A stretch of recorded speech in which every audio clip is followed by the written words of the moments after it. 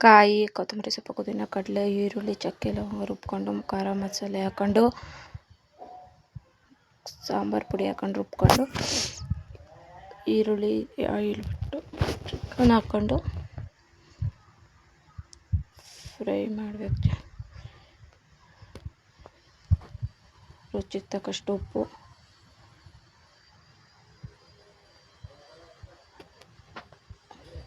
ಹಾಕೊಂಡು ಶುಂಠಿ ಬೆಳ್ಳುಳ್ಳಿ ಪೇಸ್ಟ್ ಹಾಕೊಂಡು ಮಿಕ್ಸ್ ಮಾಡಬೇಕು. ಅರಿಶಿನ 1 ಸ್ಪೂನ್ ಅರಿಶಿನ ಹಾಕಿ ಮಿಕ್ಸ್ ಮಾಡಿ, ಗರಂ ಮಸಾಲ 1 ಸ್ಪೂನ್ ಗರಂ ಮಸಾಲ ಹಾಕಿ ಕ್ಲೋಸ್ ಮಾಡಬೇಕು. ನೀರೆಲ್ಲ ಹಿಂಡ್ಕೊಬೇಕು ಅಷ್ಟೇವರೆಗೂ. ನೀರೆಲ್ಲ ಹಿಂಡ್ಕೊಂಡ್ಮೇಲೆ ಸಾಂಬಾರು ರುಬ್ಕೊಂಡಿರ್ತೀವಲ್ಲ ಮಸಾಲೆ ಅದು ಹಾಕ್ಕೊಂಡು ಮಿಕ್ಸ್ ಮಾಡಿ ಎಷ್ಟು ಬೇಕೋ ಅಷ್ಟು ನೀರು ಹಾಕ್ಕೊಂಡು ಕ್ಲೋಸ್ ಮಾಡಬೇಕು. ಕುಕ್ಕರು 1 3 ಕೂಗಿಸ್ಕೊಬೇಕು ಮೊಟ್ಟೆ ಕೋಳಿ.